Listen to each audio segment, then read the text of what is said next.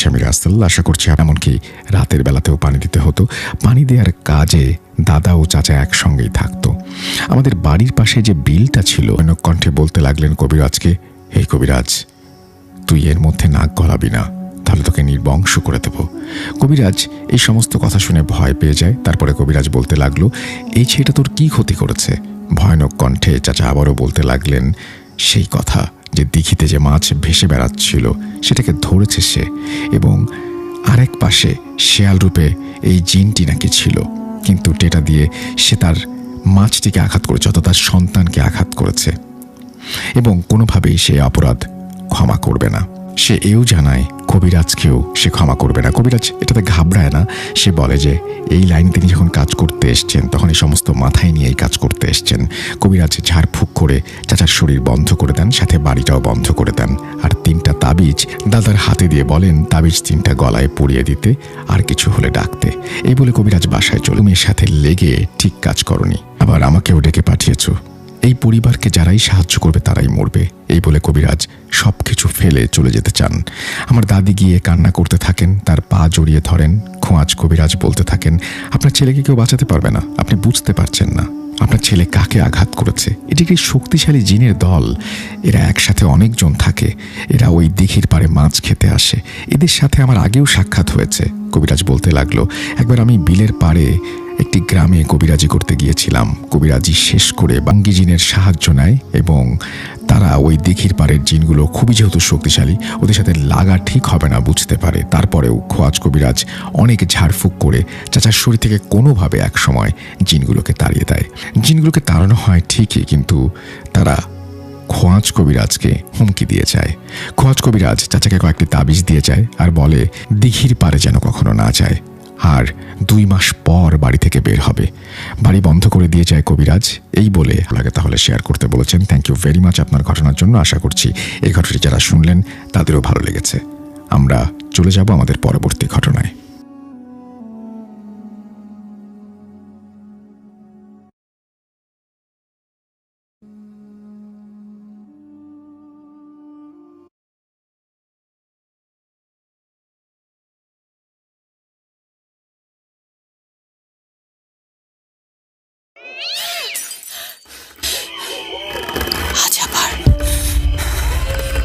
শুনতে পাচ্ছেন শব্দটা? ভয়ের আরেক নাম ভূত.com with Russell।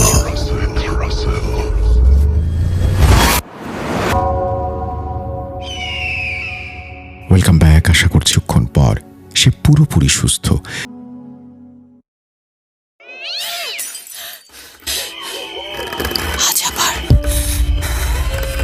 শুনতে পাচ্ছেন শব্দটা? ভয়ের আরেক নাম ভূত.com with Russell।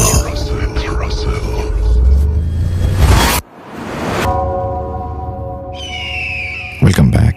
একটা ঘটনা যাব, এবং এই ঘটনাটি যদিও আমি পড়িনি, পড়েছেন সুমন। চলুন আমরা কথা না বাড়িয়ে তার কাছে চলে যাই এবং শুনি সেই ঘটনাটি। আশা করছি আপনাদের ভালো লাগবে। আসসালামু আলাইকুম রাসেল ভাই, আশা করি আপনি ভালো আছেন, ভালোর দলে আছেন। শব্দচয়ন ও অনিচ্ছাকৃত ভুলের জন্য আগেই ক্ষমা চেয়ে নিচ্ছি। আমি যে ঘটনাটা বলতে চলেছি সেটা আমার নিজের সাথে ঘটে যাওয়া একটা ঘটনা। ঘটনাটি ভালো লাগলে অবশ্যই পড়ে শোনানোর অনুরোধ রইল। ঘটনার কথা মনে পড়লে এখনো আঁতকে উঠি। নাম প্রকাশ করতে চাই না। আমি সোহাগ, শরীয়তপুর জেলার পালং থানার বিনোদপুর ইউনিয়নের একটি গ্রামে আমাদের বসবাস। বর্তমানে আমি সৌদি আরবের প্রবাসী। ঘটনাটি ঘটে 2021 সালের মাঝামাঝি। তখন ছিল বর্ষাকাল। বন্ধুরা 4-5 জন মিলে একটা ট্রলার পিকনিকের আয়োজন করি। সেখানে খাওয়া দাওয়ারও ব্যবস্থা করতে হবে। ঘটনাটি ঘটে ট্রলার পিকনিকের 1 সপ্তাহ আগে। রাতে বন্ধুদের সাথে আড্ডা দিতে দিতে প্রায় 12টা। পিকনিকের বিষয়ে আলোচনা করতেছিলাম। 500 টাকা করে প্রতিজনের টিকিট। পিকনিকের খরচ বাঁচাতে এবং নিজেদের লাভের কথা চিন্তা করতেই হঠাৎ মাথায় একটা কুবুদ্ধি খেলে যায়। পিকনিকের গরুর গোস্তর জায়গায় খাসির গোস্ত হলে কেমন হয়। তখন কারোরই বুঝতে বাকি ছিল না কি করতে হবে।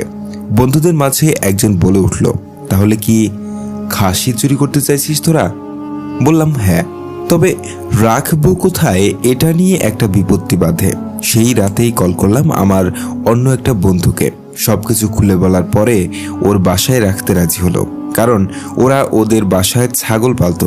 ওকে এটা বলে বুঝে যে কালকে হাট বসবে, হাটের পরে আমি তোদের বাসা থেকে নিয়ে আসি, তাহলে কেউ সন্দেহ করবে না, সবাই ভাববে কিনে আনছি।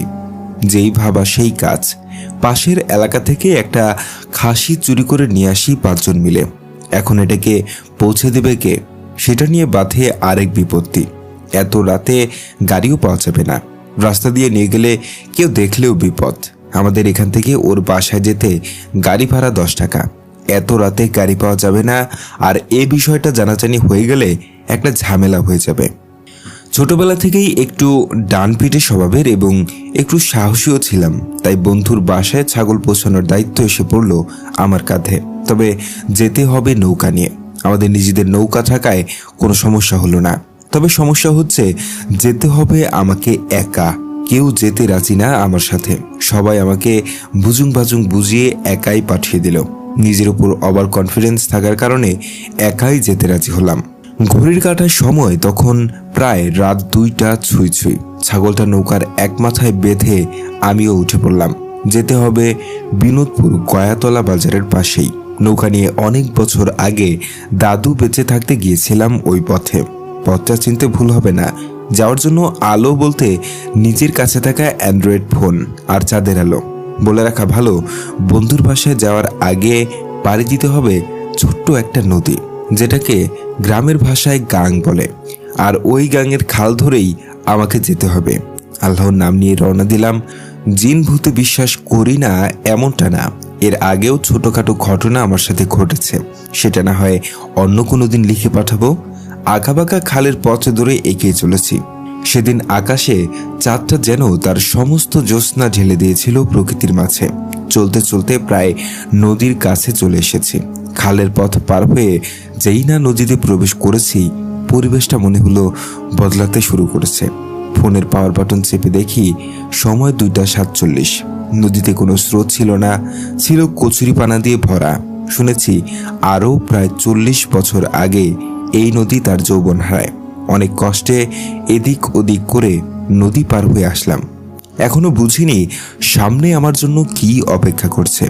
নদী পার হয়ে বন্ধুকে সবকিছু বুঝিয়ে বলে এবার বাড়ির পথে রওনা হব। তখন সময় 3টা 30-এর একটু বেশি। বন্ধুদের বাড়ির সামনে ছোট্ট একটু ফসলের জমি, যদিও ফসল নেই, আছে শুধু পানি। নদীতে প্রবেশ করতেই আগের মতো পরিবেশ পরিবর্তন হয়ে গেল। ঝলমলে জ্যোৎস্নার আলো যেন নিমিষেই অন্ধকারে হারিয়ে গেল। হঠাৎ দেখতে পেলাম দানবীয় আকারের লোমশ আকৃতির একটা কালো অবয়ব পানির তলদেশ থেকে উঠে আসছে। এটা দেখে আমার বুঝতে বাকি রইল না আমার সাথে খুব খারাপ কিছু ঘটতে চলেছে। মনে মনে আল্লাহকে ডাকতে থাকি, দোয়া দুরুদ যা পারি পড়ার চেষ্টা করছি, কিন্তু আমি যেন সব গুলিয়ে ফেলছি। চারিদিকে কালবৈশাখী ঝড়ের মতো তোলপাড় চলতেছে। হঠাৎ করেই গলায় খুব আঘাত পাচ্ছিলাম। মনে হয় কেউ আমার নিঃশ্বাস বন্ধ করে মেরে ফেলতে চাইছে। প্রাণপণে বাঁচার চেষ্টা করেও যেন কোনো লাভ হচ্ছিল না। শরীর নিস্তেজ হয়ে আসছিল। এরপর আর কিছু মনে নেই। জ্ঞান ফিরতেই আমি দেখি কিছু অপরিচিত মানুষের মুখ। জিজ্ঞেস করলাম, কোথায় আমি? জানতে পারলাম নদীর পাড়েরই এক বাড়িতে আছি। মুখ দিয়ে কথা বলতে পারছিলাম না, গলায় খুব ব্যথা অনুভব করছিলাম। শরীর যেন অবশ হয়ে আছে। পরিচয় দিতেই সবাই আমায় গাড়ি করে বাড়িতে দিয়ে আসলো, আর আব্বুকে বলে আসলো নৌকাটা গিয়ে নিয়ে আসার জন্য। বাসায় যখন সবকিছু জানতে চাইলো, একটু মিথ্যা কথা বলছিলাম যে আমি নৌকা নিয়ে এমনিতে একটু ঘুরতেছিলাম। বাড়ির সামনে চকে হঠাৎ প্রচণ্ড বাতাস বইতে থাকে। এরপর আর কিছু মনে নেই বলে বাড়ির লোকেদের বুঝাই। হুজুরকে খবর দিয়ে এনে ঝাড়ফুঁক দেওয়া হয়।